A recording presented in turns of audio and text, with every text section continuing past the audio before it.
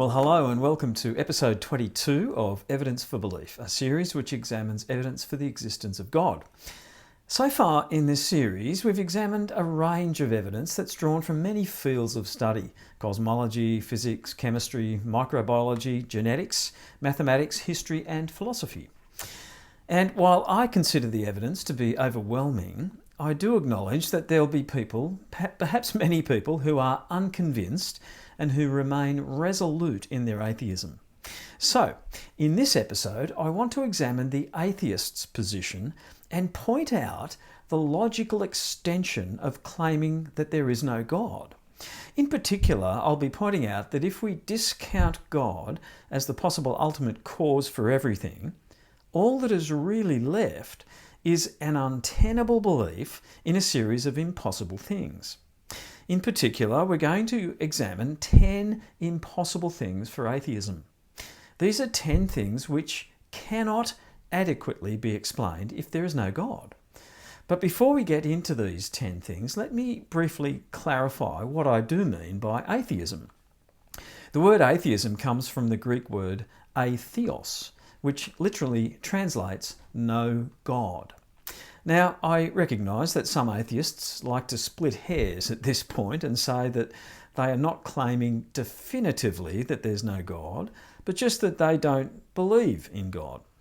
But either way, whether someone claims that there is definitely no God or whether they are merely saying they don't believe in God, the result for our current discussion is actually the same. Essentially, all atheists are maintaining that everything that exists, this universe and our world and everything in it, has a natural cause, a cause or causes other than God. The ultimate extension of atheism is that everything that now exists came into existence via natural rather than supernatural means. But there's a massive problem with this view. Because as our scientific understanding has increased, particularly over the last century, the possibility of purely naturalistic explanations for a whole range of fundamental things has been shown to be increasingly less likely rather than more likely. A century and a half ago, when Charles Darwin and his contemporaries were in the ascendancy, scientific understanding was in its infancy. There were a whole bunch of things that they either didn't understand at all or which were just plain wrong. For example, back then the universe was believed to have existed forever, and so there was no need of an explanation for its cause. There was also no understanding of genetics and very little comprehension of the complexity of life at the microbiological level. Many scientists back then still held to the ridiculous notion of spontaneous generation, that flies spontaneously generated from rotting meat, that mice could arise from grain or from warm, moist soil, and weevils could spontaneously arise from stale bread and grains. Scientific understanding of these and many other issues was either incredibly simplistic or, in some cases, completely wrong. And in that primitive, uninformed environment of the 1800s, belief in a natural, godless explanation for everything appeared very plausible. But as we have grown in our understanding of scientific fields such as genetics and microbiology, chemistry, cosmology, and physics, we have come to see how implausible it is to attribute everything that exists to purely natural, random processes. Our growing understanding of the remarkable complexity and obvious design of the universe and of all biological life makes it increasingly implausible that it all could have arisen by blind mechanistic processes. In particular, atheism requires adherents to believe in 10 impossible things that natural processes cannot have caused. Now, I'll defend that word impossible shortly, but for now, here they are. 10 impossible things that cannot have been caused by purely natural processes. 1. The origin of the universe from nothing. 2. The origin of proteins from random chemical combinations. 3. Abiogenesis. 4. Autopoiesis. 5. The evolution of molecular machines. 6. The evolution of DNA. 7. The development of human consciousness. 8. The precise fine-tuning of the universe. 9. The extraordinary correlation of abstract mathematics with the observable universe. And 10. The extraordinary alignment of habitability factors for life on Earth.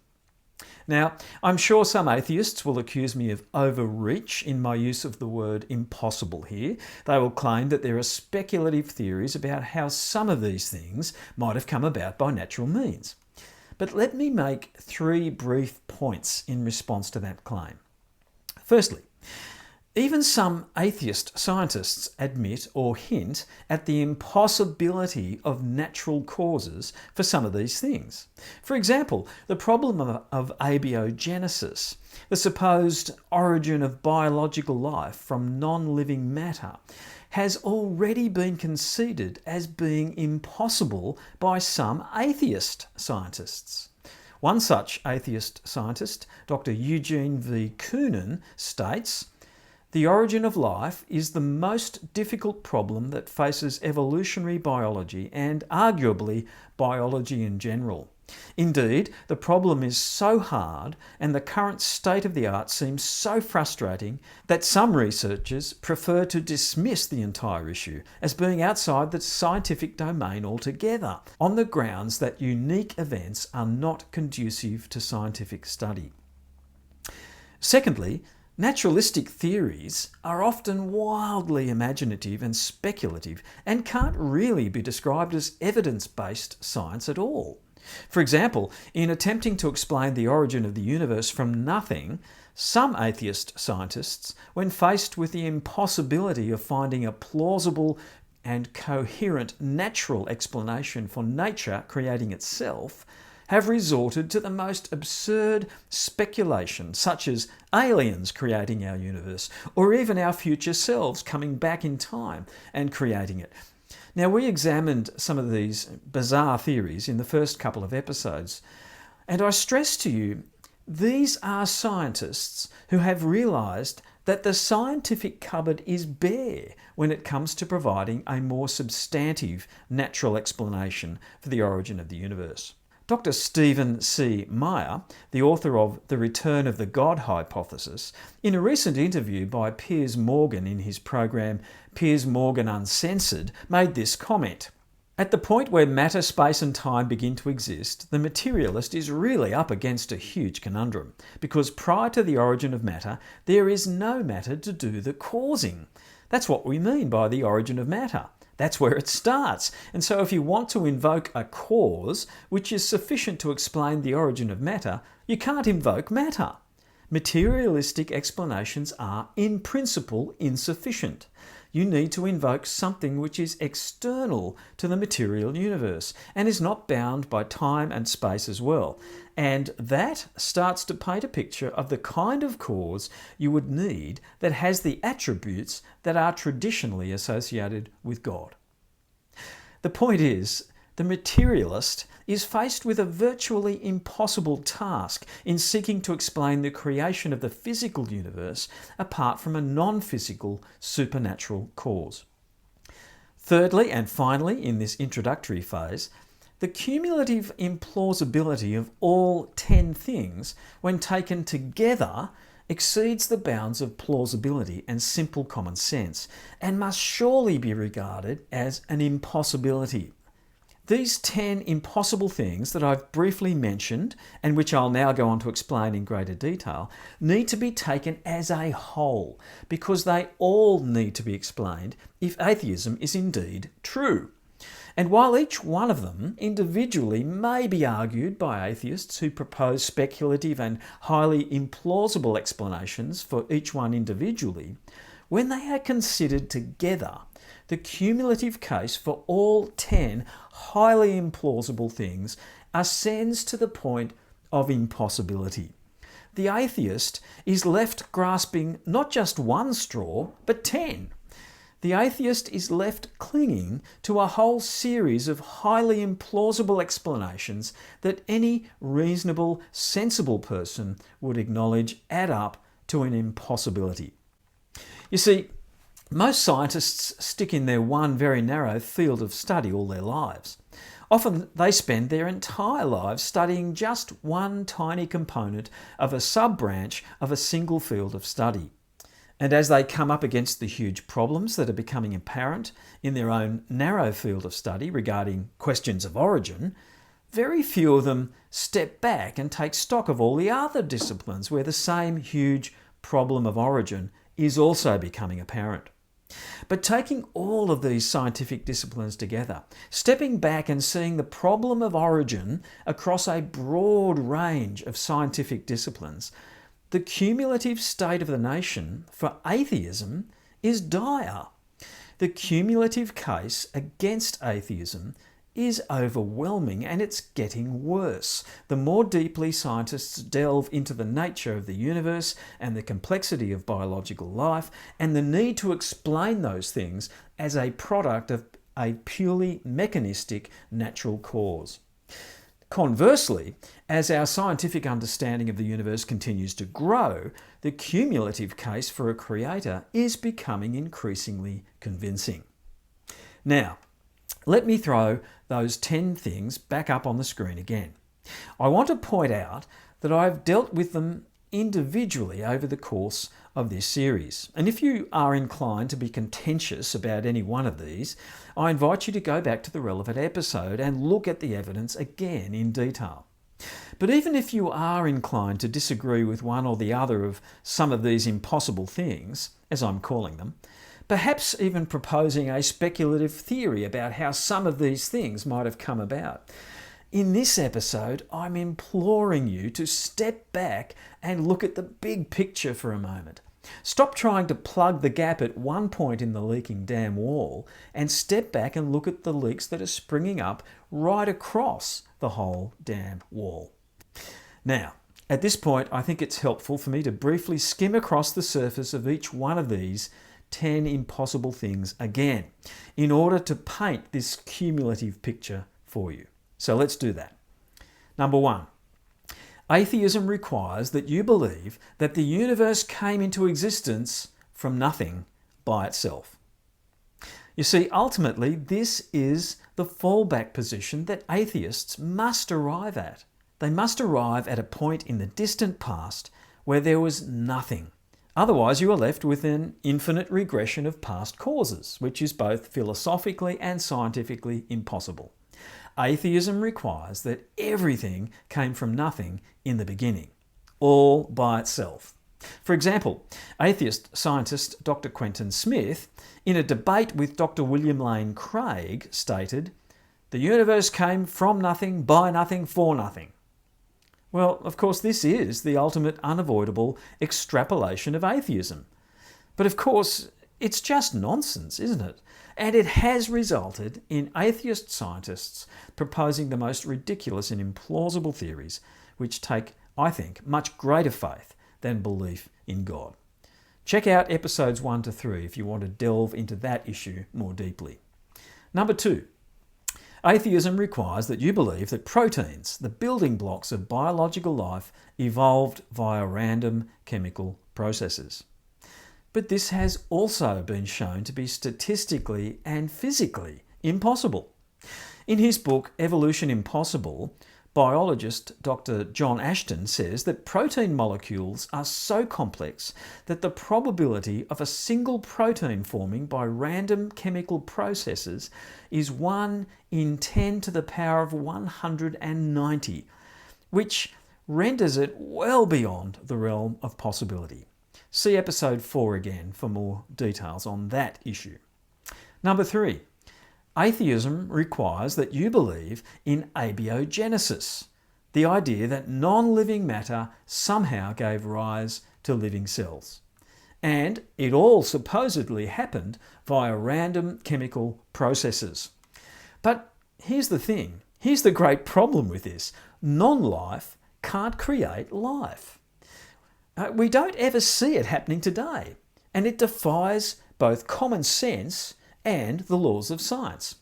Quoting from biologist Dr. John Ashton again, he states, "For the first life to start from non-living matter, thousands of specialised large complex molecules must somehow be synthesised in very large numbers from simple small inorganic molecules. These molecules then have to come together randomly over and over again until somehow the structure of the cell is formed. This remarkable and complex structure would still, however, not be alive. To become alive, hundreds of metabolic reactions would have to be initiated, with the metabolic intermediates already in place at just the right concentrations, so that the reactions went the right way. Common sense tells us that these sorts of reactions just don't happen by chance. In fact, we cannot even make them happen. See episodes 2 and 7 for more information on that issue. Number 4. Atheism requires that you believe that autopoiesis can be explained via natural chemical processes. Now, autopoiesis refers to the self-perpetuating, self-organising, self-repairing, self-replicating life force that exists at the cellular level. You see, cells are more than mere microscopic physical structures. They are literally pulsing with life, and science cannot explain the nature of this self-life, nor propose a coherent theory as to how dead matter could have created this life force. The living cell defies naturalistic explanation because it is alive in a way that mere chemical processes simply cannot explain. See episode 6 for more details. 5. Atheism requires that you believe that molecular machines evolved naturally via incremental, random chemical processes. Now, molecular machines are the incredible army of thousands of moving, living machines that inhabit each cell and make those cells viable, carrying out all kinds of essential functions like workers in a factory. But each of these machines is irreducibly complex, and it cannot have evolved incrementally over time. Neither can blind chemical processes explain how these machines operate and how they know their individual function. It was this incredible microscopic world of intracellular molecular machines that actually led the highly respected atheist and biologist Dr. Dean Kenyon to renounce his atheism and finally declare, "Nothing short of intelligence could have created this intricate cellular apparatus. This new realm of molecular machines is where we see the most compelling evidence of design on the earth." See episode 6 for more information on that issue. 6. Atheism requires that you believe that DNA, the incredibly complex biological operating system that resides inside every living cell, evolved incrementally via random chemical processes. But once again, the idea of 3.2 billion base pairs, or individual bits of information in our DNA, evolving gradually and incrementally by chance, and then arranging themselves in exactly the right order is, well, it's pure nonsense. Because the random combinations of nucleotides that would potentially produce gibberish are almost infinitely greater than the precise combinations that would produce meaningful information. In fact, the biology department of the University of North Carolina recently published a paper calculating that the chance production of a DNA molecule 1/10 the size of our human DNA, so only about 300,000 base pairs, is 1 in 10 to the power of 90,000. That's 1 with 90,000 zeros after it. Now that's so astronomical as to be effectively impossible. See episode 5 for more information on that issue. 7. Atheism requires that you believe that a purely mechanistic material universe somehow produced human consciousness. But this is ludicrous, and there remains no coherent, sensible theory as to how consciousness could arise from mere chemicals and matter. Dr. Michael Polanyi, arguably the foremost philosopher of science in the 20th century, wrote, "Mental processes cannot be explained by physics and chemistry. The laws of physics and chemistry do not ascribe consciousness to any process controlled by them. The presence of consciousness proves, therefore, that other principles than those of inanimate matter participate in the conscious operations of living things.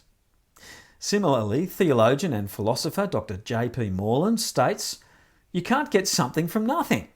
If the universe began with dead matter having no consciousness, how then do you get something totally different?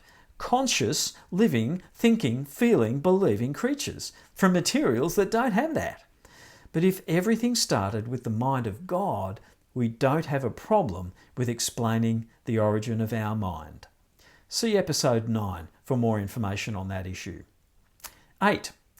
Atheism requires that you believe that the incredibly precise fine-tuning of the universal constants that govern our universe all arrived at their impossibly precise and interdependent values by chance. Now, as I explained in episode 8, the universal constants are the fundamental forces and strengths that undergird the existence and operation of our physical universe. Forces like gravity, the strong and weak nuclear forces, and the cosmological constant, which governs the energy density and the expansion rate of the universe. Scientists recognise that, in fact, there are about 34 of these precisely fine-tuned fundamental forces upholding our physical universe. In most cases, if any one of these forces were altered by a millionth or even a trillionth of 1%, the physical universe could not exist. So how did all these constants arrive at their precisely fine-tuned interdependent values by sheer chance? If we consider that blind chance could have thrown up any values from an infinite range of values for each one of these forces, the statistical improbability of this is so astronomically huge as to be regarded as impossible. For example, Dr. Robin Collins, Professor of Theoretical Physics at Northwestern University, states, "The chance of just two of these cosmological constants developing by sheer chance is 1 in 100 million trillion trillion trillion trillion trillion trillion. That's more than the number of atoms in the universe, and that's just two of the constants." There are, in fact, 34 constants, and it has been calculated that the chance of all 34 of these arriving at their precise values necessary for the existence of the universe is 1 in 10 to the power of 600, which is quite simply impossible. See episode 8 for more information. 9. Atheism requires that you believe that the extraordinary correlation between abstract mathematics and the functioning of the observable universe is mere coincidence. But a blind mechanistic universe would never have thrown up this kind of correlation. Now, this might seem a somewhat esoteric argument, but for mathematicians who are philosophically inclined, it really is a baffling thing. For example, the Fibonacci sequence is one such example, an elegant mathematical formula for a sequence of numbers where each number in the sequence is the sum of the preceding two. Yet, quite unexpectedly, we find many structures and forms within the material world conforming to this beautiful abstract mathematical formula. Such things as spirals in plants and animals, leaf arrangements or phyllotaxis, certain ferns unfurling their leaves in a Fibonacci sequence. The buds within broccoli and cauliflower, for example, follow a fractal pattern which follows the Fibonacci sequence. Some spider species construct webs that follow the Fibonacci sequence. And within the human body, the spiral shape of the cochlea in the inner ear follows the Fibonacci sequence, and its shape is essential for enabling hearing. Then if we move out into the cosmic macro world, the shapes of spiral galaxies follow a logarithmic pattern that aligns with the Fibonacci sequence. Now, these are just a few of the thousands of examples of the Fibonacci sequence in evidence throughout nature. This beautiful, abstract mathematical formula is deeply embedded throughout our physical universe. And yet, there is no logical reason why this should be so. Why a purely mechanistic universe should conform to such a beautiful, elegant and precise abstract mathematical formula. And the Fibonacci sequence is just one of many instances of the physical universe reflecting beautifully precise, abstract mathematical formulae. Other examples include the golden ratio, pi, Euler's number, fractals and self-similarity, the wave equation and harmonics, Lucas numbers and many others. Now, if you're not a mathematician, this is probably all you just heard. Blah, blah, blah, blah, blah. But for those who study these things, this beautiful correlation between the physical universe and elegant, abstract mathematical formulae screams out for an intelligent designer. Indeed, it is impossible to explain this correlation in any other way. For instance, astrophysicist Dr. Paul Davies writes, "This is a baffling thing, what I would call the cosmic connection, the existence of a really deep relationship between minds that can do mathematics and the underlying laws of nature." Einstein also commented on this completely unexpected and inexplicable connection when he said, "The eternal mystery of the world is its comprehensibility." Indeed, the fact that the operation of the universe should conform to such beautiful mathematical formulae is so unexpected that this fact alone has led some scientists to renounce their previous atheism.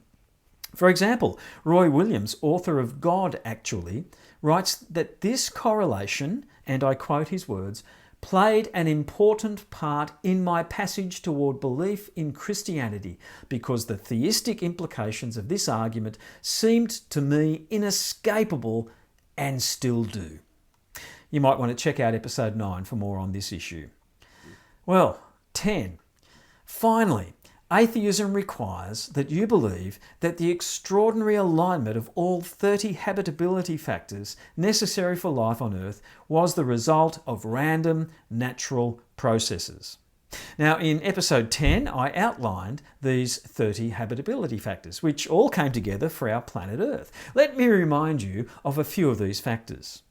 Orbiting the right distance from our star, the presence of liquid water, strong magnetic field, temperature range between 0 and 100, a breathable atmosphere, moving tectonic plates, a molten core, a rocky planet rather than a gaseous one, the right rotation rate, an axial tilt for seasons, a large moon for tidal circulation of nutrients. There are about 30 of these factors, and all of them came together amazingly on our one planet. Now, some might argue that given enough time and enough planets, one planet was bound to arise with all the habitability factors lined up by sheer chance. But this grossly underestimates the improbability of each habitability factor. For instance, taking just the one factor of the presence of liquid surface water, which is necessary for life, none of the approximately 4,500 exoplanets discovered so far have liquid water on the surface of the planet. So, the probability of a planet having liquid surface water appears to be, at best, 1 in 4,500. It's probably much greater than that, or much less than that if you talk about it in terms of improbability. But that's just one of the 30 habitability factors. And given that cumulative probabilities need to be multiplied together rather than merely added, the statistical improbability of all 30 factors lining up in a single planet is a number so astronomically huge as to be virtually impossible. For example, a recent study by astrophysicist Dr. Erik Zachrisson from Uppsala University in Sweden used computer modelling to simulate the universe's evolution follow a supposed Big Bang, and the modelling estimated that the probability of an Earth-like planet with all these habitability factors in place evolving by pure chance is 1 in 700 quintillion. Now, this is essentially zero in statistical terms. His landmark study was published in the Astrophysical Journal. Now, this is why in 2015, science writer John Horgan wrote in an article in Scientific American, "The more scientists investigate our universe, the more improbable our existence seems. If you define a miracle as an infinitely improbable event, then our existence, you might say, is a miracle. Scientists try in vain to handwave our improbability away. My own intuitions keep me from ruling out the possibility of supernatural creation. So, there are the 10 impossible things that atheists must somehow contend with. And let me emphasise, if you are an atheist, you need to believe not just one or two or three of these impossible things. You need to believe that all 10 of these things happened by themselves, by chance, without any guiding intelligence. You see, in excluding God as a possible first cause, the only alternative left open to you is that all this happened by chance, by blind, natural, material processes. And as I explained earlier, the implausibility of all 10 of these, when taken together, is extreme to the point of impossibility. Well, in closing, let me point out that in the ongoing debate between theists and atheists, theists, that is those who believe in God as the ultimate cause of everything, are often accused of believing in the impossible. We are accused of holding to a belief in something that defies observable evidence. But I put it to you that the shoe is now very much on the other foot. The weight of observable evidence points very strongly to a supernatural creator. And as that evidence continues to grow and our understanding of the extraordinary complexity and obvious design of the universe increases, it is the atheist who is increasingly forced to believe in the impossible, that all this simply came about by blind chance processes, that it all created itself.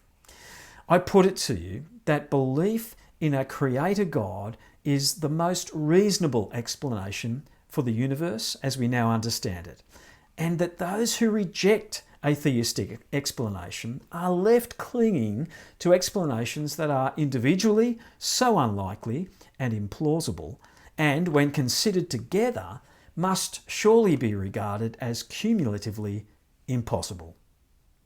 For more information, you can check out my books, which are available from my website, smartfaith.net, where you can also subscribe to my weekly blog. Now, the next episode is a fascinating one: 7 historical facts that support the resurrection of Jesus. So don't miss that. Well, thanks very much for watching episode 22. Please check out episode 23, and in the meantime, have a great day.